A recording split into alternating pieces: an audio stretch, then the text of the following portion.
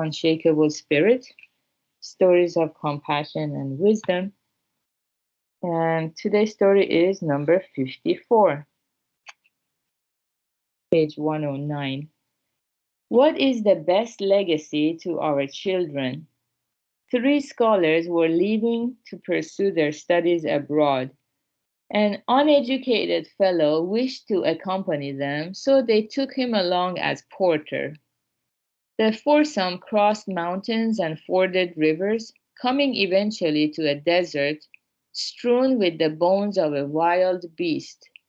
"Let's test our skill, shall we?" said the three. They gathered the bones and began to fit them back together, using all their ingenuity. "If the beast comes back to life, won't it devour you?" fretted the porter. "You don't know anything," the scholars barked at him. "Be quiet and watch." They proceeded to add flesh and hide to the assembled skeleton until, lo and behold, there stood a strapping lion. The uneducated porter had by now climbed a tree in terror. Holding his breath, he watched as the wise men breathed life into the lion. With flashing eye and bared fang, it devoured the three and ran off. A world-famous professor at Harvard University was so busy with other work that he had no time to attend his own class.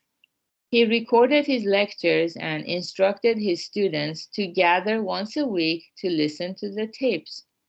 One day he happened to pass by the door of his classroom and looked inside. On a desk in the center of the room, a tape recorder was whirring away, surrounded by desks bearing smaller tape recorders. When children come home from school, tiger moms pounce. "How did you do on the test? Hurry up now, your private tutor is waiting for you."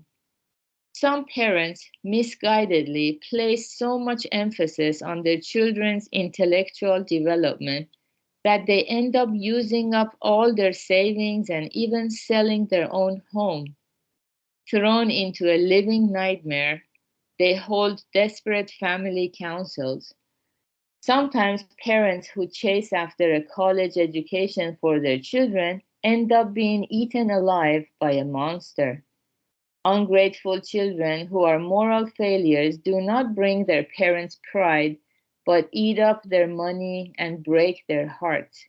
Moral education, education that cultivates the heart, is most important. Providing children with a material legacy is the low way. Providing them with an academic education is the medium way. Aim high by giving your children moral education. It is important not to lose sight of what constitutes true parental love. Okay, very good. There were three stories here teaching us about the importance of having spiritual nurturing of our loved ones, or moral education, it said in the text, and that being the best legacy to our children. The first story, yeah, it sounded like fiction, but if you think about, for example, AI, artificial intelligence, we create these robots and all these things, and we program them, like breathing life into them. And there are many movies that show how the robots, they take over and humans get defeated. Something like that. But actually, if you apply it to real human beings, like, parents bring children to this world and they take very good care of the children, supposedly. And, but, because if parents don't have spiritual background, all they want is their children to be better than the Joneses. This is a very superficial and damaging way of raising children, treating humans as objects that, parents use to show off to other parents. So, yeah, that's the disaster that happens, and those children, they have to grow up with a lot of traumatic experiences. They might even develop hatred for studying if that's all parents do, just forcing them study, study, study without knowing the purpose. Why do I have to study so hard if you guys are not so happy, both parents being educated? Why do you force me to get so much education? Children always wonder about that. And so without moral education, children become kind of materialistic, and they don't know about uh, gratitude. So they too become very competitive at work. And that's what we witness all around us in society. People, trampling on like values and standards as being a human. Uh, eat dog kind of world. So that's very sad. But this is how each one of us is playing a role in the society that we live in, or in the world at large. Each one of us is contributing with the ripple effect, making these ideas to catch on almost like unknowingly. It's getting spread in the society. And the second story also about the professor who had no time to come and teach. He just would record his lectures and put the tape recorder on the desk.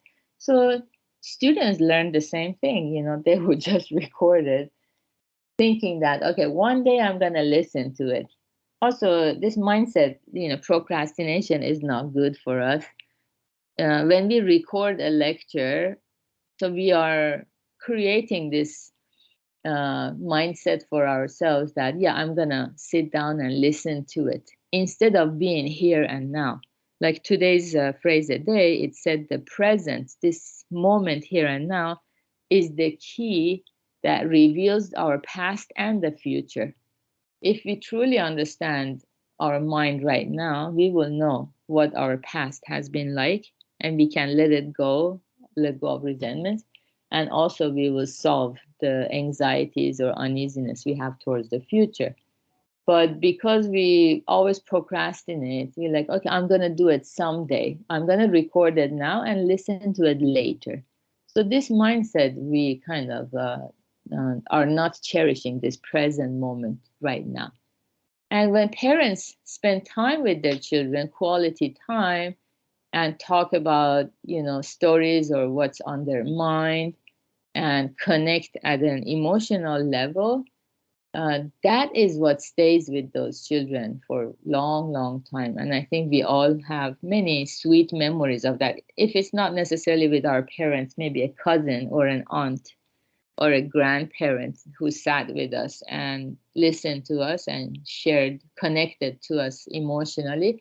That's what constitutes true parental love, or maybe true love in general, is to be able to listen to someone without judging them. So these are the qualities that we want to cultivate in ourselves, and it will catch on, it will spread in society more and more, and we can see the world the way we want to see it.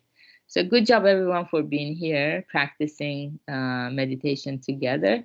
So obviously this is helping us go forward towards true happiness, while at the same time spreading good things in society instead of feeling powerless. And yeah, have a wonderful Tuesday. Hope to see you next time. Bye.